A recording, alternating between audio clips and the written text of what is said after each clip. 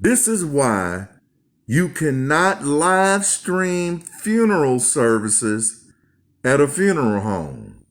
You think I'm lying? Take a look at this.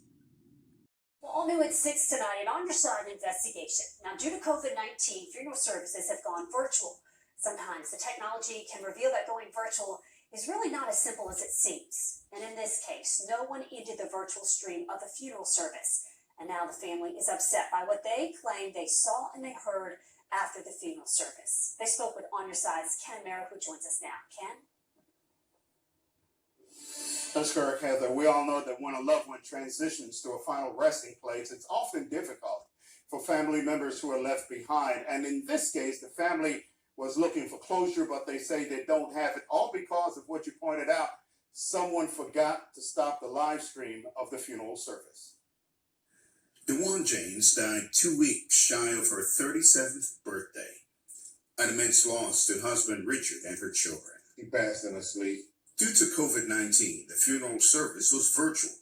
James says they all left feeling there was closure. Here, I left the funeral, the service, thinking everything was ended. But it wasn't. We got a phone call from my pastor stating that when the video was still showing on YouTube, the video stream was still streaming and the microphone was still on. I was lost for words. Jim says he was troubled to see how his wife's body was handled and by what he heard from those in the room. One statement was made that she was really heavy, and a gentleman walked up and stood over top of her and said, "Who's this? She's cute.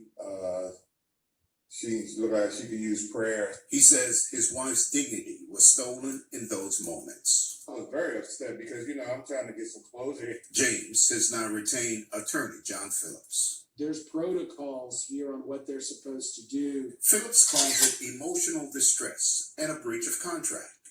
He says he has put the funeral home on notice. The whole purpose is closure and dignity, right? That's what they're selling is dignity, and they didn't give that. On Your Side reached out to the funeral home for comment. We were told, "We've apologized. Our intent then and now is to serve the family with respect. Any further comment would have to come from our attorney." And I don't want to see anybody else have to go through this. Now, I reached out to the Department of Financial Services and was told that Florida law provides that all remains at all times must have respect and dignity, and they will be glad to look into this particular situation. Attorney Phillips told me that his client will now file a formal complaint. Back to you.